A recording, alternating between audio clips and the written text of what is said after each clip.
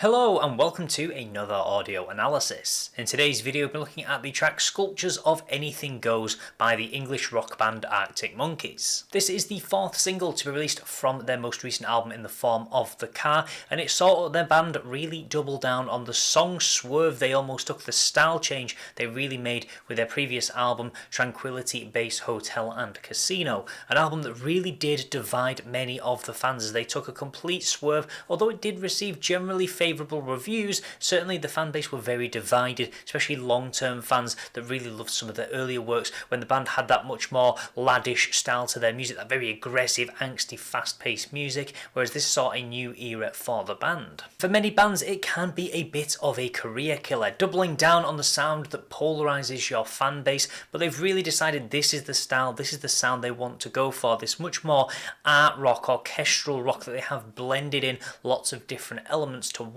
with the Cars album, and it definitely has paid off for the band. This is certainly, the album received much stronger reviews than their previous and really saw the band really hone some of the ideas they did have on that 2018 album, and it really did become quite a big success. So will this track be masterfully crafted or simply be a creative failure? Let's take a look at exactly how it sounds.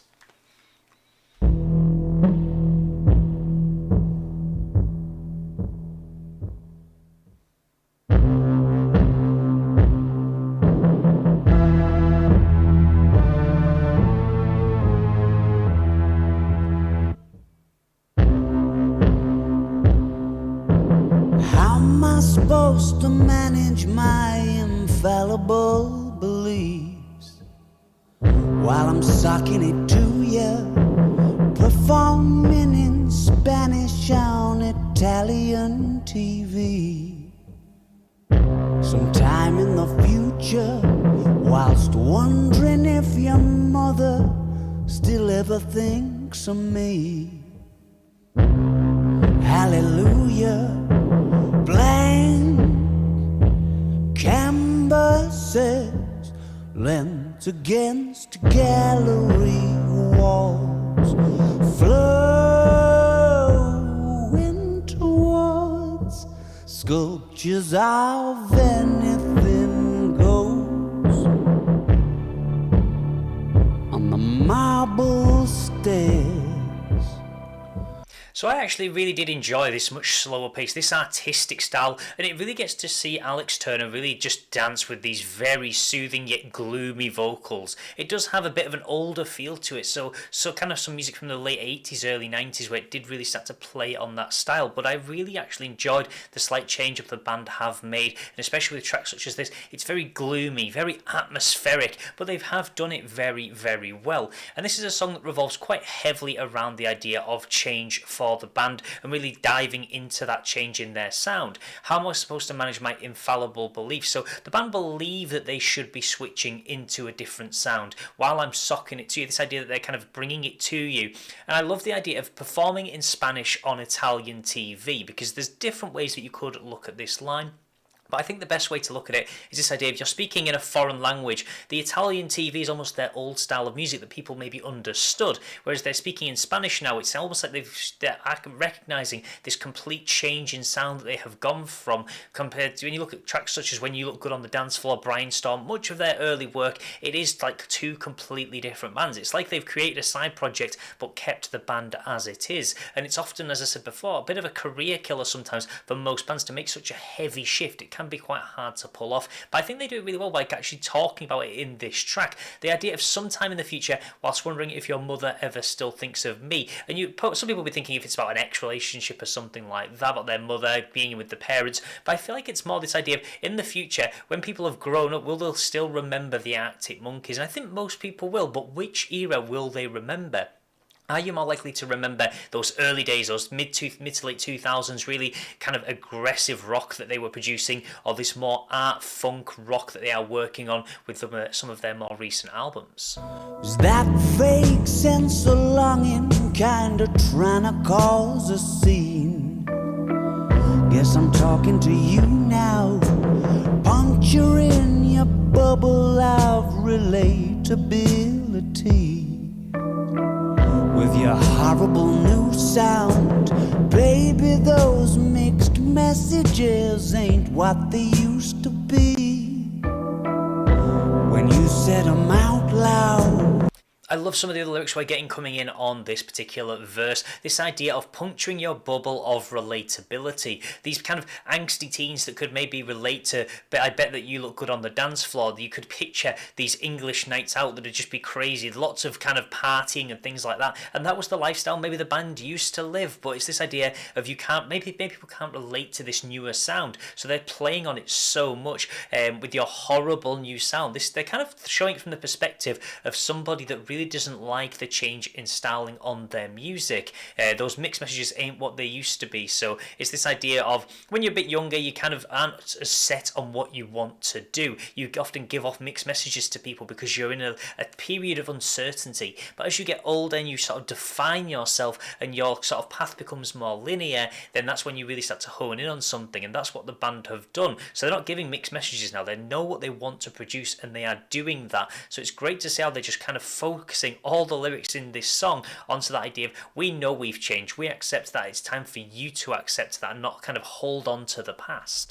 Blank canvases lent against gallery walls, flowing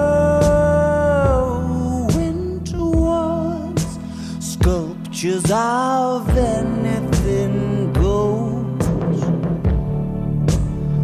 On the marble stairs leading to almost wherever you want them to. And you have just got to appreciate how haunting the vocals are on this. Alex Turner does a great job. I mean, he's gone from playing that angsty teen to this really sullen, kind of aging man that is almost like this crooner style that he's got to his voice now. And I think it is great. I think it is a great transition. He really does pull it off very, very well.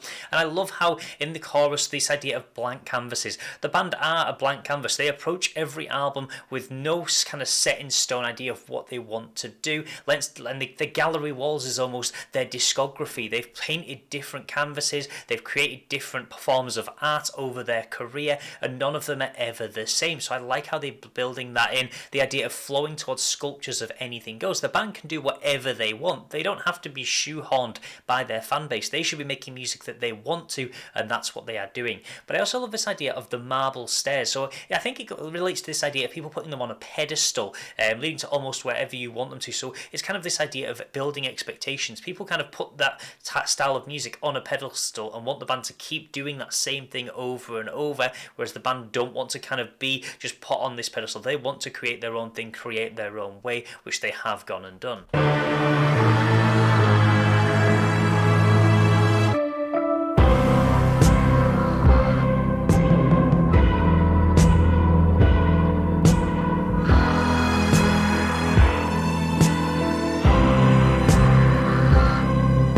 The simulation cartridge for City Life '09 is pretty tricky to come by. Village coffee mornings with not long since retired spies. Now that's my idea of a good time. Flash that angle, grind a smile, gasp and roll your eyes and help me to get untied from the chandelier and twizzling round an umbrella. I'll engage you. And I love with this verse, the simulation cartridge for City Life '09. It was like a city building game that was available, I think, on the Nintendo DS that's now pretty hard to come by because it kind of got scrapped. And I like how they're tying in that idea of they used to live that city life, that really fast-paced lifestyle, and now Village Coffee Wines, they've moved to a much more softer sound. But I love how they're linking it in with the idea of a lifestyle. This idea that in the countryside, it tends to be people that are a bit older. You don't tend to see as many young people in the country. So this Village Coffee Mornings, this really laid back, really lazy, and that's what they are showing with their music. It is a much more laid back, more funk rock style that they have thrown onto this album and onto this track, and that's what they really want to emphasize, the fact that they're at a stage in life where they don't want to keep partying and creating really angsty music. That is behind them, and nothing is going to change that. The idea of gasp and roll your eyes, almost like the fans where they just go, oh, more of this music, really. So I love how they're playing on it and really doubling down, reinforcing the idea of kind of how the negative fans that didn't appreciate this kind of music have reacted. And I like as well mixing in the idea of twizzling around an umbrella or singing a tune. It's that idea of dancing in the rain, that crooner image that you can imagine when that song was originally actually released. So it's kind of great how they're tying that in. The idea of untied from the chandelier, you kind of think of swinging from a chandelier, again, that party-esque lifestyle, but they kind of got tied to it. So they're untying themselves and moving forward.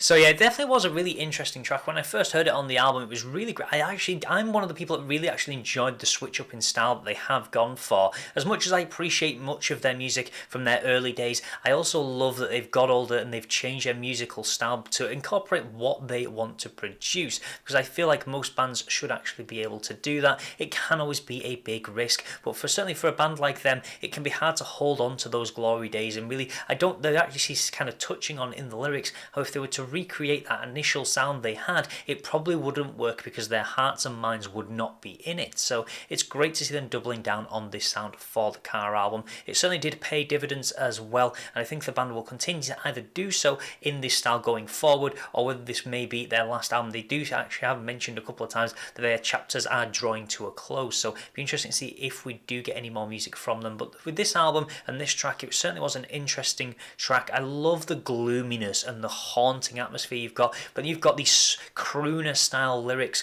and vocals coming from Alex Turner that just really give it a nice upswing. It has a great sway to it, again adding to that almost like jazz elements, but by taking away the saxophone and many of the jazz elements, it just has such that great sway that is brought about through the instruments, through that atmosphere, that slow lullaby-ish lull that we have got on the actual track. And again, I just love the lyrics, the way they just constantly but doubling down on what they want to kind of express, the idea of they are sticking with this track, and although all the fans may not agree with it wholeheartedly, it is what is going to be sticking around. They have to either accept it or just effectively move on. So that will be everything for today's video, but please do feel free to let me know your thoughts about this track in the comments section below. Do you think it lives up to the same standard and quality of some of their earlier music, or do you really wish they would just go back to that Brian Storm, I Bet You Look Good on the Dance Floor style that they had in the mid to late 2000s? I would love to know your thoughts, and as always, if you want to see more content like this, then please do feel free to subscribe, and I will see you in the next audio analysis.